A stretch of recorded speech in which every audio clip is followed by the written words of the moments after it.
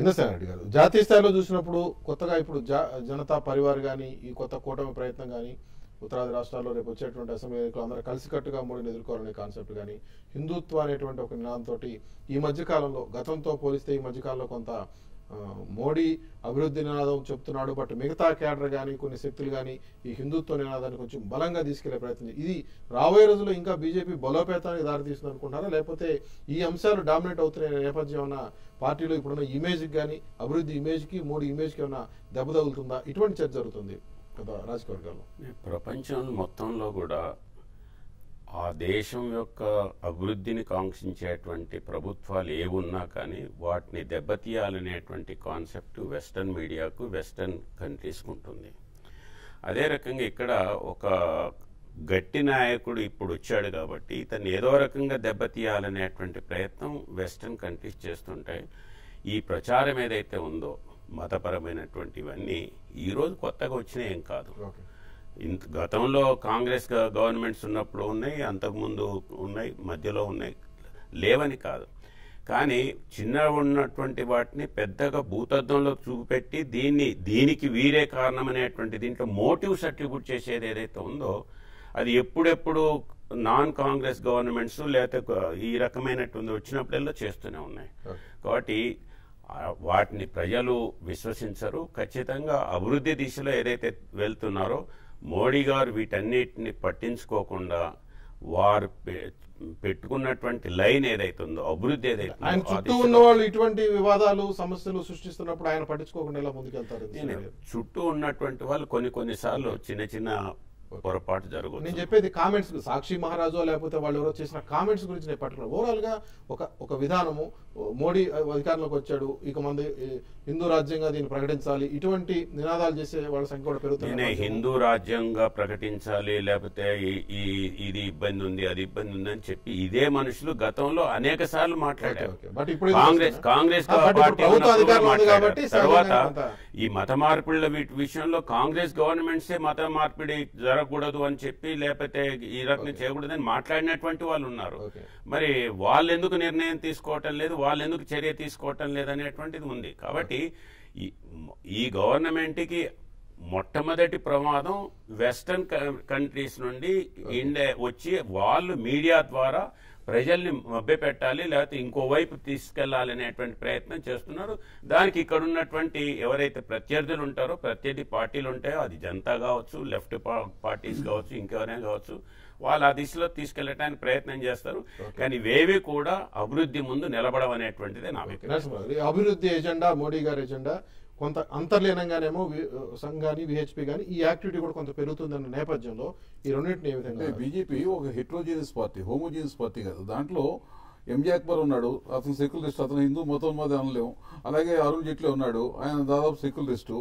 అదే సమయంలో అత్యంత మూఢభక్తి ఉన్నవాళ్ళు, మూఢ విశ్వాసాలు ఉన్నవాళ్ళు కూడా పార్టీలు ఉన్నారు. వాళ్ళు అంతకుముందు కూడా తమ అభిప్రాయాలు వెలువచ్చేవాళ్ళు, ఇప్పుడు వెలుపుస్తున్నారు. దానికి ఎటువంటి విలువ ఉండదు. కానీ మోడీ విజయం మొన్న ఏం సూచిస్తుంది? మొన్న మోడీ విజయాన్ని కేవలం ఒక పార్టీ విజయంగా, ఒక వ్యక్తి విజయంగా చూడకూడదు. మొన్న మోడీ విజయంతో పాత ఐడియాలజీస్కి ప్రజలు స్వస్తి పలికారు. అవుట్డేటెడ్ ఐడియాలజీస్ ఉన్నాయి, లెఫ్టిస్ట్ ఐడియాలజీస్, అవన్నీ కూడా దేశంలో వాడికి స్థానం లేదు అని ప్రజలు నిర్ద్వందంగా చెప్పగలిగారు. అలాగే కుల రాజకీయాలకి ఈ దేశంలో స్థానం లేదు అని మోడీ విజయంతో స్పష్టంగా చెప్పగలిగారు. మేము యాదవ్ కులమనో లేక దళిత కులమనో వాళ్ళు ఆ కులం పేరుతో మేము అధికారం చేపడతాం, తర్వాత కులాన్ని గురించి పట్టించుకోం, మేము మహారాణులాగా మహారాజులాగా ఉంటామన్న కులతత్వ రాజకీయాలకి ప్రజలు చర్మంక పడారు. అలాగే మతత్వ రాజకీయాలకు కూడా ప్రజలు స్వస్తి పలికారు మొన్న ఎన్నికల్లో. మతత్వ రాజకీయాలు వాళ్ళు మేము హిందూ ముస్లిం మతాన్ని అడ్డం పెట్టుకుని ఇంకో మతాన్ని అడ్డం పెట్టుకుని మేము ఓట్లు సంపాదిస్తాం, తర్వాత వాళ్ళు చేసింది ఏమి లేకపోయినా కానీ మేము సంపాదిస్తామని ఆ రాజకీయాలకి స్వస్తి కుల రాజకీయాలకి మత రాజకీయాలకి హిందుత్వం అనేటువంటి ఒక దీంట్లో అవన్నీ కూడా పక్క తీసుకెళ్లి వాటిని ఏకం చేశారనుకోవచ్చా మోడీ గారు? ఏమన్నా మీరు మోడీ విజయంలో హిందుత్వ నినాదం గానీ ఆ భావన గానీ దాన్ని ప్రజల్లో రగిలించే ప్రయత్నం కానీ జరగలేదా? హిందుత్వం అసలు హిందూ పార్టీయే, హిందూ రిలీజనే చాలా హెట్రోజీనియస్ రిలీజన్. వాళ్ళ మత మార్పులు జరుగుతున్నాయి. విజయ్ గారు, మత మార్పులు జరుగుతుంటే ముస్లిం మతం నుంచి మారిపోయి హిందూ మతానికి రావాలి, క్రిస్టియన్ మతం నుంచి హిందూ మతం రావాలి. ఏ కులంలో చేరాలి? ముస్లిం మతం నుంచి వచ్చిన తర్వాత బ్రాహ్మణులు చేరాలా, రెడ్లో చేరాలా, కమ్మలో చేరాలా, కాపులో చేరాలా, దళితుల్లో చేరాలి, ఎవరిలో చేరాలి, ఏ కులంలో చేరాలి? అందువల్ల ఈ కుల బాధ భరించలేకే హిందూ సమాజం నుంచి బయటకు వలసపోవడం జరిగింది. బయట మత మార్పిడి జరిగి ఎక్కువ మంది మత మార్పిడికి లోనైన వాళ్ళు దళితులు. ఇక్కడ అంటరానితనం ఉంది, అస్పృశ్యత ఉంది. ఈ బాధ భరించలేకే వాళ్ళంతా కూడా ఇంకో మతంలోకి చేరిపోయారు. అక్కడైతే శుభ్రంగా అక్కడ ఈ వివక్ష ఉండదని వాళ్ళ వివక్ష ఉన్న అదే యథాతథంగా ఉన్న హిందూ సమాజంలో మళ్ళీ వాళ్ళు ఎక్కడ చేరాలి వచ్చి. అందువల్ల హిందూ సమాజంలో కులరహిత సమాజంగా నిర్మించడానికి మోడీ కానీ మిగతా నాయకులు పెద్ద పెద్ద గొప్ప వాళ్ళంతా మాట్లాడుతున్నారు రోజు హిందూ మతాన్ని గురించి. కులరహిత సమాజాన్ని మేము స్థాపిస్తాం, వాళ్ళు కాదు 20 ఏళ్ళకి 30 ఏళ్ళకి కులాలు లేకుండా చేస్తాం హిందూ మతంలో అని ఒక్కళ్ళని చెప్పానండి. మళ్ళీ అందరూ కూడా కులాలను జోలికి ఒక్కళ్ళు వెళ్ళరు, అది అసలు లేనట్టు వ్యవహరిస్తారు, నటిస్తారు. కులాలు లేకుండా లేని సమాజం మనం అంతా కోరుకుంటాం. కులాలు లేని సమాజం ఏర్పడితే అంతకన్నా స్వాగతిస్తాం. అప్పుడు ఈ హిందూ మతంలోకి మిగతా వాళ్ళు వస్తా కానీ ఇంకోటి కానీ సాధ్యం అవుతుంది. ఓవరాల్ ఇప్పుడు జరుగుతున్నటువంటి పరిణామాల్లో దేశ రాజకీయాలు ఇందాక హిందుత్వం అనేటువంటి భావన కానీ ఈ కాన్సెప్ట్ వస్తున్న నేపథ్యంలో ఇప్పుడు ప్రజలలో ఒక అపోహలు పెరిగిపోయాయి. ఈ దేశంలో అన్ని మతాలు కలిసినటువంటి దేశం భారతదేశం. ఇటు క్రిస్టియన్స్ కానివ్వండి, ముస్లిమ్స్ కానివ్వండి, హిందూస్ కానివ్వండి, ప్రతి కులాలు, మతాలు, జాతులు, భాషలు అన్నున్నప్పటికి కూడా ఇండియా ఈజ్ వన్. ఆ విధంగా నడుచుకుంటూ వచ్చినటువంటి భారతదేశంలో ఇప్పుడు కొద్దిగా మోడీ చుట్టుపక్కల ఉన్నటువంటి వాళ్ళని కానివ్వండి కొద్దిగా ఆ అవగాహన వచ్చినట్టు హిందూజం విషయంలో, భగవద్గీత విషయంలో కొన్ని అపోహలు రావడం వాస్తవం. అది రాకుండా మనకేంటంటే ఈరోజు ఏ విధంగా మన దేశాన్ని అభివృద్ధి చేయాలి, మోడీ పట్టుదలతో ఉన్నాడు, ఏ విధంగా అభివృద్ధి చేయాలి, ఈ దేశాన్ని ఏ విధంగా ముందు తీసుకోవాలి, ఏ విధంగా యువకులకు మంచి దారి చూపించాలన్న ఉద్దేశంలో ఉన్నప్పుడు ఇలాంటివన్నీ తీసుకొని రావడంలో తప్పకుండా ఏ పార్టీ అయినా కూడా దెబ్బతింటుంది. ఎందుకంటే ఈ భారతదేశంలో అన్ని మతాలు కలిసినటువంటి భారతదేశం, అన్ని కులాలు కలిసినటువంటి నరసింహారావు గారు అన్నట్టు కులాలు గిలాలు అన్ని ఇప్పుడు పోయేటివి కావు కూడా. ఇప్పుడు దానికి అన్ని కూడా మనం ఇప్పుడు కాదు చేసేది. ఫస్ట్ అభివృద్ధి చేసిన తర్వాత, ఎడ్యుకేట్ చేసిన తర్వాత, విద్యా సంస్థలను డెవలప్ చేసిన తర్వాత, అందరికీ న్యాయం చేసిన తర్వాత ఇవన్నీ గురించి ఆలోచన చేయాలి తప్ప ఈరోజు పేదవర్గాలుగానే మిగిలిపోతున్నారు, గొప్పవాళ్ళుగానే అయిపోతున్నారు. అసలు న్యాయం జరగటం లేదు కాబట్టి ఆ విధంగా జరుగుతూ ఉంది. ఇప్పుడు మతాలు కులాలు కాకుండా అలాంటి సమాజం వస్తేనే ఈ భారతదేశంకు మంచి రోజులు వస్తాయి. తెలుగుదేశం పార్టీ సీనియర్ నాయకులు మాజీ మంత్రి ఎమ్మెల్యే బుచ్చి చౌదరి గారు ఫోన్ అన్నారు. గోరంట్ల బుచ్చి చౌదరి గారు 2015లో ఆంధ్రప్రదేశ్ ప్రజలకి తెలుగుదేశం పార్టీ ప్రభుత్వం ఇస్తున్నటువంటి కానుకలేంటి, ఏ విధంగా చేయబోతున్నారు? 2014లో ఎన్నికల సమయంలో ఇచ్చిన హామీల అమలు కానీ, రాజధాని నిర్మాణం అనేది ఒక పెద్ద టాస్క్. అది ఈ నేపథ్యంలో 2015లో నిర్దేశించుకున్న లక్ష్యాలేంటి బుచ్చి గారు? ముందుగా టీవీ5 ప్రేక్షకులకి, తెలుగు జాతి ప్రజలందరికీ కూడా నా హృదయపూర్వక నూతన సంవత్సర శుభాకాంక్షలు. విజయ్ గారు మీకు కూడా నా నూతన శుభాకాంక్షలు. అక్కడ ఉన్న వేదిక దగ్గర ఉన్న నరసింహారావు గారు, ఇతర పెద్దలందరికీ, నా చంద్రశేఖర్ గారికి నా నూతన సంవత్సర శుభాకాంక్షలు. ఈరోజు రాష్ట్రం పునర్విభజన తర్వాత అనేక సమస్యలను ఎదుర్కొంటా ఉంది. ఒక ఛాలెంజింగ్ గా తీసుకొని ఈ సీమాంధ్రప్రదేశ్ ప్రాంతాన్ని అభివృద్ధి చేయాల్సిన పరిస్థితి వాళ్ళ తెలుగుదేశం పార్టీ మీద ఉంది. ఎన్నికల్లో చాలా వాగ్దానాలు చేశాం, మేము కాదనటం లేదు, దాన్ని అమలు చేయడం కోసం మా ప్రయత్నం మేము చేస్తున్నాం. అనేక ఆర్థిక ఇబ్బందులు ఉన్నాయి. ఇన్ఫ్రాస్ట్రక్చర్ లేని రాష్ట్రం మాది. మరి ఏదైతే హైదరాబాద్ ఇన్ఫ్రాస్ట్రక్చర్, తెలంగాణ అంతటా కాదు కానీ హైదరాబాద్ సరిసరి చుట్టుపక్కల ఇన్ఫ్రాస్ట్రక్చర్ వచ్చింది. ఆ ఇన్ఫ్రాస్ట్రక్చర్ ఏ మాత్రం కూడా కనీసం 10% కూడా సీమాంధ్రలో లేదు. వాళ్ళు ఇన్ఫ్రాస్ట్రక్చర్ ఏర్పాటు చేయాలి. అలాగే కొత్త రాజధాని నిర్మాణం కూడా, ఇది ఒక ఛాలెంజింగ్. ఎందుకంటే కేంద్రం ప్రకటించిన ఏవి కూడా ఇంకా మెటీరియలైజ్ కావాలి. ఇవాళ మనం చెప్పాలన్న ఆర్థిక వెసులుబాటు కానీ, అదే విధంగా ప్రత్యేక రాజధాని ఏది కూడా రాలేదు మనకి. ఈ పరిస్థితుల్లో ఉన్న ఆర్థిక వనరులను సద్వినియోగం చేసుకుంటూ మనం ఇచ్చిన నిర్ణయాన్ని అమలు చేస్తున్నాం. ఒకటి పవర్, కేంద్రం సహకారం కూడా ఇచ్చింది. అలాగే ఇక్కడ కూడా ముఖ్యమంత్రి గారు తీసుకున్న కొన్ని నిర్ణయాల వల్ల ఇవాళ 24 గంటలు విద్యుత్ శక్తిని సరఫరా చేయగలుగుతున్నాం రాష్ట్రం అంతా కూడా. అదే విధంగా పెన్షన్ ఇవాళ ఒకేసారి 200 రూపాయల పెన్షన్ ని 1000 రూపాయలకి, పెన్షన్లు కూడా 1500 రూపాయలకి అమలు చేశాం. ఎక్కడ చిన్న ఉండొచ్చు, మాక్సిమం ఎక్కడ కూడా గతంలో 1,00,000 పెరిగినాయి కానీ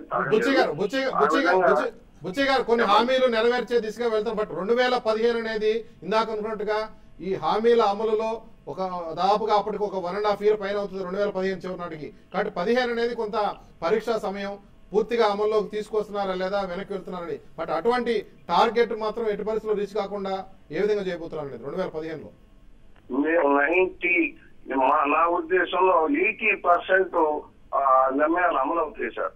ఎందుకంటే ఇప్పటికే రైతు రుణమాఫీలో మొదటి విడత ఇవ్వటం, రెండో విడత కూడా ఈ ప్రథమార్థంలోనే ఈ ప్రధానమైంది రైతు రుణమాఫీ, డ్వాక్రా రుణాల మాఫీ. ఒకేసారి డ్వాక్రా రుణాల మాఫీ కోసం కార్యాచరణ తీసుకొని ఏప్రిల్లోగా చేయాలనేది ప్రభుత్వం యొక్క ఉద్దేశం. ఇకపోతే రైతు రుణమాఫీ దశల వారీగా అవుతుంది. డెఫినెట్ గా అది 5 దశల్లో అయ్యేదానికి 20% ఆల్రెడీ ఫస్ట్ టైం లో రిలీజ్ చేశారు. ఇంకా 4 దశలు ఉన్నాయి కనుక అది అమలు అవుతుంది. అయితే ఆర్థిక సర్దుబాటు చూశారు. తుఫాను, హుదూద్ తుఫాను ఏ విధంగా నష్టపెట్టిందో దానివల్ల రాష్ట్ర యంత్రాంగం కానీ ఆర్థిక వనరులు కానీ అక్కడ కేంద్రీకరించాల్సిన పరిస్థితి వచ్చింది.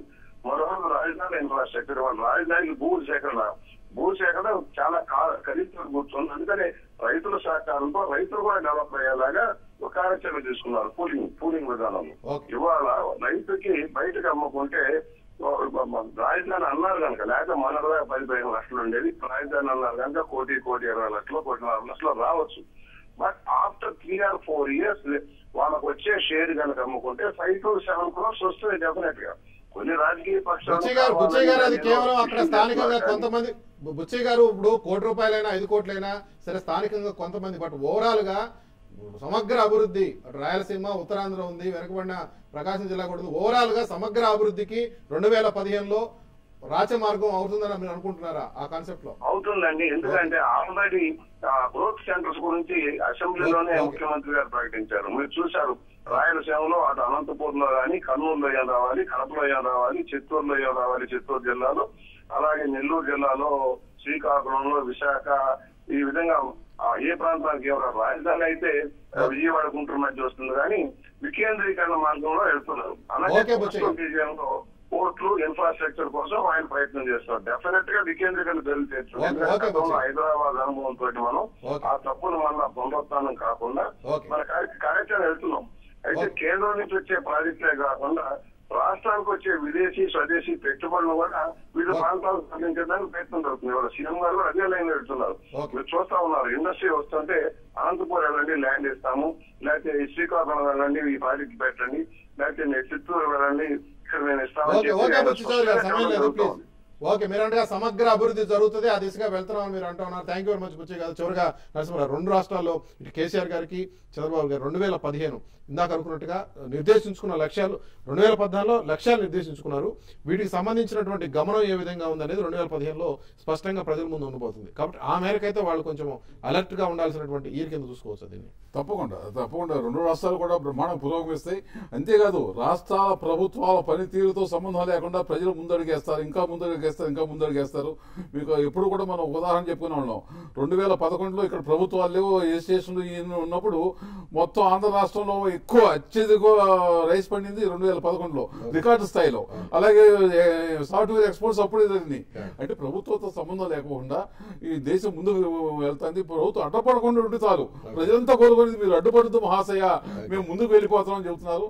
ప్రజలు ముందుకి సాగిపోతారు. దేశంలో కానీ ఇటు తెలుగు రాష్ట్రాల్లో కూడా అభివృద్ధి వేగంగా సాగాలి. 2 రాష్ట్రాల ముఖ్యమంత్రులు ఇచ్చినటువంటి హామీలు నెరవేర్చి ఆ దిశగా ప్రభుత్వాలని, ప్రజల్ని అందరినీ కూడా ఆ దిశగా తీసుకెళ్లాలని కోరుకుందాం. Thank you very much PL Srinivas గారు, ఇంద్రసేన రెడ్డి గారు, నరసింహరావు గారు చర్చలో పాల్గొన్నందుకు.